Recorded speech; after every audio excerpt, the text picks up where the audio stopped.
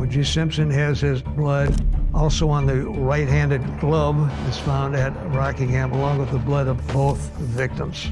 Now, you would think on paper that just that evidence alone, OJ's blood, which means he's bleeding, mixed with the blood of both victims, which means he was bleeding at the same time that they were bleeding, and all three of these samples are found on a glove on OJ's property, you would think that's it, jackpot, case closed. How on earth are you going to get your client off with this sort of evidence? Well, simple. Find a way to suggest that an officer planted the evidence, and that's pretty much what OJ's dream team succeeded in doing. I got nightmares in my head, I fear thoughts build up until I can't feel. My mind fills up into a creature, and it haunts me somewhere much deeper. I got nightmares in my head, I fear. Hello and welcome to True Crime Rocket Science. Now, my name's Nick. I've written a couple of books on this case. What I look for in documentaries about big, high-profile cases is new evidence, new photos, new footage, anything new. In that respect, American ManHunt doesn't disappoint. I wanted to see what you'd do, and you didn't disappoint. In this analysis, we're going to examine some of that new footage which really crystallizes the case against O.J. Simpson in a way that we've never seen before, and we're going to highlight 8 what the F's from the first episode in the 4-part series. The first episode is very aptly titled The Blood. It's a very powerful episode given the colossus of a case, the orgy of evidence that they had from the get-go. And by the end of it, one can't help feeling the end result wasn't because of good or bad lawyering. It wasn't because of sufficient or insufficient evidence. It wasn't because of reasonable or beyond reasonable doubt. It was about the willingness, or rather the lack of willingness, to convict. And I think we have a similar situation in the Ramsey case. By the way, regarding the blood evidence, we've also been here before in the Amanda Knox case. There's some intertextuality here as well. Amanda Knox's DNA was also mixed with Meredith Kirch's blood, and the only accusation that ever stuck against her was slander. Once again, a lack of willingness to convict. Also, before we get to this analysis, I actually visited OJ's address in Brentwood, and my co-author actually interviewed Jill Shively. She also actually appears in this Netflix series within the first 10 minutes, actually. Jill Shively is arguably the most important witness in the entire case. If you would like to read the work we did, check out the link to the Juice trilogy in the description. If you find this analysis worthwhile and you'd like me to continue with it, continue reviewing this series, please subscribe. You can also hit the thanks button. And then without further ado, let's get started with those 8 what the ifs. Starting with number 1, the glove. Or is it the gloves? It's that kind of holy shit moment. I realized that looks like the same glove that's at Bundy. LAPD Detective Mark Furman finds the right-hand leather glove at Rockingham at OJ's residence, basically right behind Kate O'Kalin's cottage.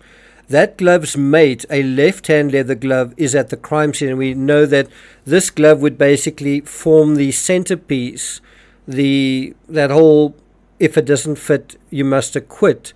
It basically formed the foundation, just foundational to the entire OJ case.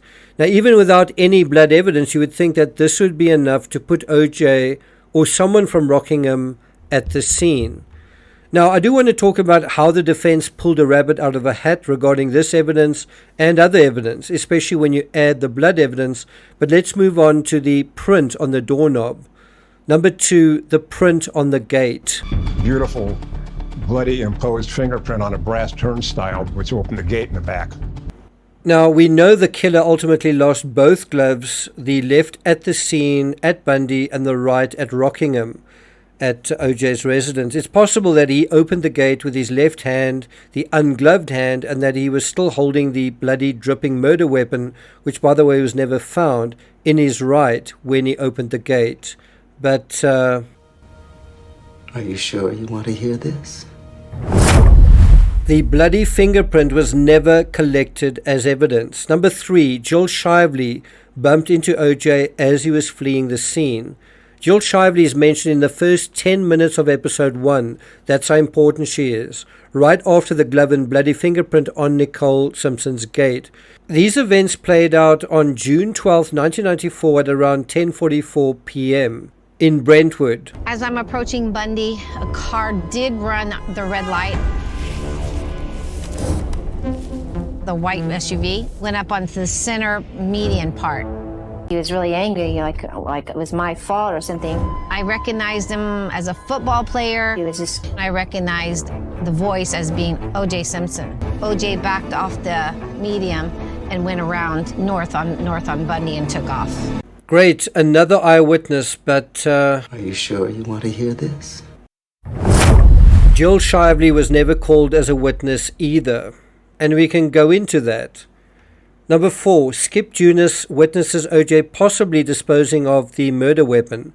The next thing that happens in the narrative is Alan Park, the Town and Country limo driver, arrives on time, on schedule, at the Rockingham residence, and while he's waiting, he sees a black dude dressed entirely in black moving through the garden. Meanwhile, a white Bronco, the same vehicle Jill Shively saw moments ago, is parked outside the residence in the road. By the way, I would want to ask Jill Shively, do you remember what clothing the driver was wearing? Anyway, the other thing that's strange is the Bronco would be parked outside the residence in the road where the police would find it, and then they'd also find an evidence trail leading from it. Now, why can't OJ park the vehicle inside, in the garage, or on the driveway? Well, isn't it because it's obscured by the limo driver? The next thing, OJ himself answers the buzzer and says he's not ready, and that's kind of understandable. And a few minutes later, he emerges with bags packed, including a black duffel bag. Now, pay attention to this bag. This bag is different to all his other designer luggage, and he won't let Cato touch it. And then at the airport, at LAX, Skip Junis, who's waiting at the airport to collect his wife, he sees OJ remove an item from that bag and place it in the trash. Now, he notices OJ because a stretch limo stops next to where he's parked and OJ gets out of it. And since he's got nothing to do, he looks at who is getting out of this vehicle and what he's doing. He did something that stood out. He had Louis Vuitton luggage, but he was holding this cheap canvas bag. I watched him interact with the sky cap and the limo driver. He did not want them to touch that bag. This also reinforces what Cato said about OJ not wanting anyone to touch that bag. And I think the limo driver said the same thing. Bags kind of strapped over his shoulder. And I saw him go immediately to the trash can, and he unzipped the bag, and then he would pull something out and put it immediately in the trash can. It looked like there was something long that maybe was wrapped in a cloth. Are you sure you want to hear this? Skip Junis was never called as a witness. Can you imagine if he'd looked inside that trash can, how things could have been different? Number 5, blood trail from Bronco door to front door. Now, while OJ was out of town in Chicago, the cops had a chaotic scene to make sense of. It would take them some time to identify Ron Goldman, who was a waiter, and how he was connected to the other victim, Nicole Simpson, and how they were connected to the Bronco, the gloves, OJ, and everything else. It turned out Nicole had eaten at a restaurant, left her glasses behind, and Ron, who was also from Brentwood, as I say, was a waiter at that restaurant, he knew Nicole. He volunteered to return her glasses to her, and they were ultimately found in an envelope at the scene. If the scene at Bundy was a bloodbath, the scene at Rockingham was more subtle, but not that subtle. There was blood everywhere inside the Bronco. And there was multiple blood drops going through the back of the Bronco, and then all the way up the driveway right to the front door. Again, one has to wonder how even the best defense lawyer is going to get his client out of this one. But I suppose you could say the police made the blood trail. I suppose you could ignore all the evidence and say the police planted it. Okay, but why? Number 6, OJ didn't ask what happened. When the cops contacted OJ at his hotel in Chicago, and the reason they contacted him was because his kids were at the crime scene. Remember, Nicole had custody of them, and the cops had taken them to the station. Well, he said he would catch the next available flight to LA. Weirdly, OJ didn't even ask what had happened. What is going on? And this reminds me a little bit of Burke Ramsey when he was driven to the White's residence. He didn't seem to have any questions about his sister either. Number 7, OJ's finger is bleeding.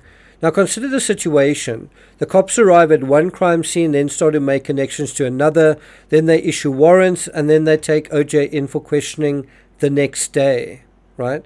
Now think about the Ramseys. A dead body is found inside their house, and they were in their house at the time, and they were given 4 months to come in and face questions.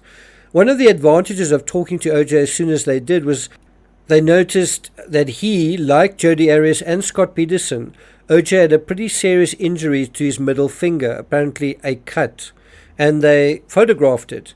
More than likely, as often happens in these sorts of knife crimes, the perpetrator ends up cutting himself while attacking the victim. This injury made sense because it explained how OJ's blood was found mixed with the profiles of the victims on the glove. So, how did the corrupt police manage to stage that part? But also consider this. Despite being questioned immediately, OJ would ultimately beat the rap against him. The other thing that was very interesting was OJ's inconsistent statements, something we also see extensively in the Ramsey case. And that brings us to number 8, he finally did it. And I said, oh my God, he finally did it. It didn't take rocket science or an evidence trail leading from Bundy to Rockingham to convince Nicole's sister Denise Brown who committed this crime. She had known about the dynamic for years, the patterns of violence that preceded the incident she'd known about for years.